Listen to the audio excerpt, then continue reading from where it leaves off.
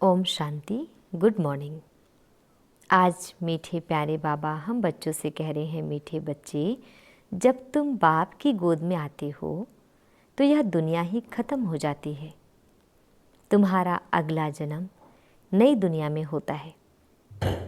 इसलिए कहावत है, आप मोए मर गई दुनिया। बाबा हम बच्चों से प्रश्न पूछ रहे हैं, किस एक रस्म के आधार पर बाप के अवतरण को सिद्ध कर सकते हो? उत्तर है, भारत में हर वर्ष पितृ खिलाने की रस्म चली आई है। किसी ब्राह्मण में आत्मा को बुलाते हैं, फिर उनसे बातें करते हैं, उसकी आस पूछते हैं। अब शरीर तो आता नहीं, आत्मा ही आती है। यह भी ड्रामा में नोंद है। जैसे आत्मा प्रवेश कर सकती है, वैसे ही परमात्मा का भी अवतरण होता है। यह तुम बच्चे सिद्ध कर समझा सकते हो। गीत है, मरना तेरी गली में, जीना तेरी गली में। ओम शांति। यह भी गायन है इस समय का, जो फिर भक्ति मार्ग में चला आता है। इस समय जबकि तुम बाप के पास जीते जी मरते हो, तो बरोबर सारी दुनिया ही खत्म हो जाती है। अज्ञान काल में मनुष्य मरते हैं तो इस ही दुनिया में जन्म लेते हैं। दुनिया कायम है। कहावत है, आप मोए मर गई दुनिया। परंतु उनके मरने से दुनिया का विनाश तो नहीं हो जाता। इस ही दुनिया में फिर जन्म लेना पड़ता है। तुम मरेंगे तो यह दुनिया भी खत्म हो जाएगी। तुम जानते हो, हम फिर नई दुनिया में आएंगे। यह सिर्फ तुम ब्राह्मण ही जानते हो। ईश्वर का बच्चा होने से हमको सतयुग का बर्थ राइट मिलता है। स्वर्ग की बादशाही मिलती है। नर्क खत्म हो जाता है। इसमें कोई मेहनत नहीं है, सिर्फ बाप को याद करना है। मनुष्य जब कोई मरते हैं तब उसको कहते हैं, राम राम कहो। पिछाड़ी में उठाते समय कहते हैं, राम नाम सत्य है। यह भगवान को ही कहते हैं, राम नाम सत्य है। अर्थात परम पिता परमात्मा जो सत्य है, उसका ही नाम लेना चाहिए। माला भी राम राम कह सिमरते हैं। यह राम नाम की धुनी ऐसी लगाते हैं जैसे कोई साज बजता है। तुम बच्चों को बाप समझाते हैं कि कोई भी आवाज़ नहीं करना है, सिर्फ बुद्धि से याद करना है। तुम जानते हो, जीते जी ईश्वर की गोद में आने से फिर यह दुख रूपी दुनिया खत्म हो जाती है। बाबा, हम आपके गले का हार बन जाएंगे। गाया भी जाता है, रुद्रमाला। राममाला नहीं कहा जाता है। तुम रुद्रमाला में पिरोने के लिए इस रुद्र ज्ञान यज्ञ में बैठे हो। इस रुद्र ज्ञान यज्ञ का पूरा फुल नेम है राजस्व अश्वमेघ अविनाशी रुद्र गीता ज्ञान यज्ञ। तो कल्प पहले मुआफिक, दूसरा कोई सत्संग नहीं जहाँ ऐसे समझते हो कि हम ईश्वर बाप के गले में पिरोएंगे। बाप से तो जरूर वर्षा मिलेगा। बाप कौन कहता है? आत्मा। आत्मा में ही बुद्धि है ना। बुद्धि समझती है, फिर कहती है। पहले संकल्प आता है, फिर कर्मेंद्रियों से कहा जाता है। बरोबर हम बाबा के बने हैं, बाबा के ही होकर रहेंगे। इस अंतिम जन्म में गॉड फादर कहते हैं ना। फिर पूछो, तुम्हारे में गॉड फादर की नॉलेज है? तो कहेंगे, गॉड तो सर्वव्यापी है। बोलो, तुम्हारी आत्मा कहती है, परम पिता। तो पिता सर्वव्यापी कैसे होगा? बच्चे में बाप आ गया क्या? बाप को सर्वव्यापी कहना बिल्कुल रॉन्ग है। यह बातें बहुत अच्छी रीति समझकर फिर समझाना है। रुद्र ज्ञान यज्ञ तो मशहूर है। रुद्र है निराकार, श्री कृष्ण तो साकार है। आखिर भगवान किसको कहा जाए? श्री कृष्ण को तो नहीं कह सकते। मनुष्य तो बहुत भोले होते हैं, कह देते हैं गॉड इज ओमनी प्रेजेंट। बाप तो अपने घर में ही रहता है और कहाँ रहेगा। अब बाप इस बेहद के घर में आया हुआ है, यहाँ विराजमान है। कहते हैं कि मैंने इसमें प्रवेश किया है। जैसे ब्राह्मणों में पितरों को बुलाते हैं, समझो कोई अपने बाप के पित्र को खिलाते हैं तो आत्मा कहेंगी कि मैं इनमें आया हुआ हूँ, मैंने इसमें प्रवेश किया हुआ है। कुछ पूछना हो तो पूछो। आगे पितरों को बुलाने का बहुत रिवाज था। पितृ तो आत्मा है ना, पितृ को यानी आत्मा को खिलाया जाता है। कहेंगे आज हमारे दादी का पितृ है, आज फलाने का पितृ है, तो आत्मा को बुलाया जाता है, खिलाया जाता है। समझो समझो किसका स्त्री से प्यार है, शरीर छोड़ दिया तो उसकी आत्मा को बुलाते हैं। कहते हैं हमने हीरे की फुल्ली पहनाने का वायदा किया था, तो ब्राह्मण को बुलाकर उनको हीरे की फुल्ली पहनाते हैं। बुलाया तो आत्मा को, शरीर थोड़े ही आएगा। यह रस्म भारत में ही है। जैसे तुम सूक्ष्म तन में जाते हो, कोई मर गया, उनका भोग लगाते हो तो सूक्ष्म तन में वह आत्मा आती है। यह है बिल्कुल नई बातें। जब तक कोई अच्छी रीति समझ न जाए तब तक मनुष्य को संशय पड़ता है कि यह क्या करते हैं। ब्राह्मणों की रस्म रिवाज देखो कैसी है। सभी मंदिरों आदि में भोग लगाते हैं, पितृ को भोग लगाते हैं। गुरु नानक की आत्मा को भोग लगाया, अब वह कहाँ है यह समझ नहीं सकती। तुम तो जानते हो जिन्होंने धर्म स्थापन किया हुआ है वह सब यहाँ है। जैसे बाबा कहते हैं मैं तो ब्राह्मण धर्म स्थापन करता हूँ। यह तो पतित पावन है, पावन आत्मा ही आकर धर्म स्थापन करती है। परंतु सतो प्रधान आत्मा को फिर सतो रजो तमो में आना ही है। इस समय सभी आत्माएं कब्र दाखिल है। बाबा तो है ही पतित पावन, वह कभी कब्र दाखिल नहीं होते। मनुष्य को पतित पावन नहीं कहेंगे। पतित पावन माना सारी दुनिया का पतित पावन। पतित दुनिया को पावन बनाने वाला एक बाप के सिवाय कोई हो नहीं सकता। वह तो आते हैं अपने अपने धर्म स्थापन करने। क्रिश्चियन धर्म का सारा सिजरा वहाँ है। पहले क्राइस्ट आया, फिर उनकी पिछाड़ी सब आते रहेंगे, वृद्धि को पाते रहेंगे। वह कोई पतित को पावन नहीं बनाते, नंबरवार उन्हों की संख्या आती है। पतित पावन तो इस समय चाहिए जबकि सभी कब्र दाखिल हो जाते हैं। सबको पावन बनाने वाला एक वही है, यह तुम समझते हो बरोबर। इस समय सारी दुनिया जर्जरी भूत है। बनिन ट्री का मिसाल देते हैं। बहुत बड़ा झाड़ है, उसका फाउंडेशन सड़ा हुआ है, बाकी टाल टालियाँ सारी खड़ी है। यह भी झाड़ है। देवी देवता धर्म का जो फाउंडेशन है उनकी जड़ एकदम कट गई है, बाकी सब है। बीज हो तो फिर से स्थापन करें ना। बाप कहते हैं मैं फिर से आकर स्थापना कराता हूँ।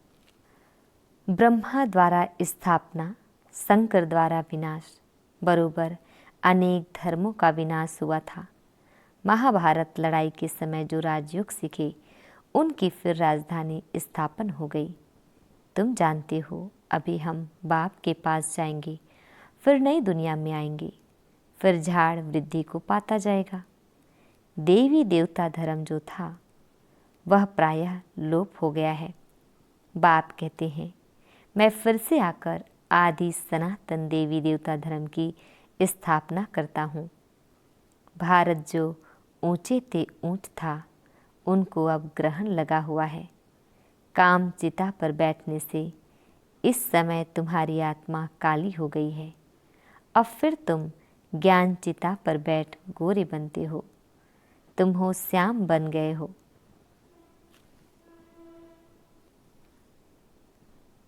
तुम जो श्याम बन गए थे। श्याम को सुंदर गोरा बनाने वाला है परम पिता परमात्मा। उनकी श्रीमत मिलती है। परम पिता परमात्मा की आत्मा एवर प्योर गोरी है। आत्मा में ही खाद पड़ती है सोने का मिसाल। अभी तुम जानते हो इस पुरानी दुनिया का विनाश होना है, सभी का मौत है। फिर तुमको कहने वाला कोई नहीं रहेगा कि राम राम कहो। अब देखो, नेहरू मरा तो उनकी राख को सब जगह गिराया। समझा अच्छी खाद मिलेगी। झाड़ में कीड़ा आदि पड़ जाता है तो उसमें राख डालते हैं। अभी इस सारी पृथ्वी को कितनी राख मिलेगी। बड़े बड़े सन्यासी महात्माएं मरते हैं तो उन्हों की राख ऐसे नहीं डालते हैं। सबसे उत्तम है सन्यासी।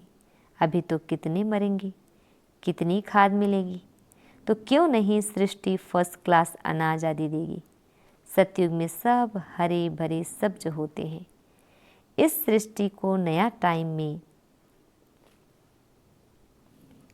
इस सृष्टि को नया बनाने में टाइम लगता है। तुम सूक्ष्मतन में जाते हो, कितने बड़े बड़े फल तुमको दिखाते हैं, सुबह रस पिलाते हैं। तुम विचार करो कितनी खाद मिलेगी, सो भी खास भारत को। वहाँ कितनी अच्छी अच्छी चीज़ें निकलेंगी नई दुनिया के लिए। खाद पड़कर सारी दुनिया नई हो जाएगी। सूक्ष्मतन में बैकुंठ का सुबह रस तुमको पिलाते हैं, बगीचे आदि का साक्षात्कार कराते हैं। बच्चों ने साक्षात्कार किया है, सुबह रस पीकर आते हैं।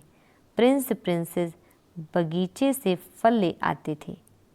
अब सूक्ष्मतन में तो बगीचा हो ना सके, जरूर बैकुंठ में गए होंगे। एक एक को साक्षात्कार नहीं कराएंगे, जो निमित्त बनते हैं उनको साक्षात्कार कराते हैं।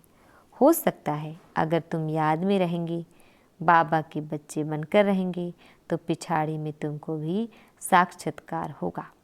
यह तो पहले गौशाला बननी थी, भट्टी में पकना था तो बहुत आ गए। बच्चों को समझाया है, सिर्फ कोई को लिटरेचर देने से समझ नहीं सकेंगे। समझाने वाला टीचर जरूर चाहिए। टीचर सेकंड में समझाएगा। यह तुम्हारा बाबा है या दादा है या बेहद का बाप स्वर्ग का रचयिता है। सिर्फ कोई को लिटरेचर दिया तो देख कर फेंक देंगे, कुछ भी समझेंगे नहीं। इतना जरूर समझाना है कि बाप आया है। यह ढिंडोरा पिटवाना तुम्हारा फर्ज है। बरोबर यादव कौरव भी है। महाभारी लड़ाई भी सामने खड़ी है। जरूर राजयोग सिखलाने वाला भी होगा, जरूर स्वर्ग की स्थापना भी होगी। एक धर्म की स्थापना अनेक धर्मों का विनाश होगा। तुम जानते हो हम नर से नारायण, नारी से लक्ष्मी बनते हैं। यह है हमारी एम ऑब्जेक्ट। मनुष्य से देवता किए करत न लागी बार। देवता सिर्फ सूर्यवंशी को कहा जाता है, चंद्रवंशी को क्षत्रिय कहा जाता है। पहले तो देवता बनना चाहिए ना, नापास होने से क्षत्रिय हो जाते हैं। तो बाप कहते हैं मीठे मीठे सिकिलदे बच्चे, कितने ढेर सिकिलदे बच्चे हैं। देखो किसका बच्चा गुम हो जाता है, 6-8 मास के बाद आकर मिलता है तो कितना प्यार से आकर मिलेगा। बाप को कितनी खुशी होगी। या बाप भी कहते हैं लाडले सिकिलदे बच्चे, तुम 5000 वर्ष के बाद आकर मिले हो।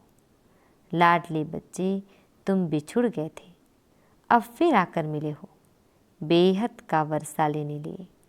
DT world sovereignty is your God fatherly birthright. बाबा तुमको बेहद की बादशाही देने आया है। यह है हेवनली गॉडफादर। कहते हैं तुम बच्चों के लिए कितनी बड़ी सौगात लाई है, परंतु इतना लायक बनना है, श्रीमत पर चलना है। मम्मा बाबा कहकर फिर अगर भूल जाएं या फारकती दे तो गले का हार नहीं बनेंगे। बच्चों को कितना प्यार किया जाता है। बाप बच्चों को सिर पर रखते हैं। बेहद के बाप को कितने बच्चे हैं। बाबा कितना ऊंच माथे पर चढ़ाते हैं। पाँव में जो गिरे हुए हैं उन्हों को माथे पर चढ़ाते हैं। तो कितना खुशी में रहना चाहिए और श्रीमत पर चलना चाहिए। एक की श्रीमत पर चलना है। अपनी मत पर चला तो यह मरा। श्रीमत पर चलेंगे तो श्रेष्ठ ते श्रेष्ठ मनुष्य अर्थात देवता बनेंगे।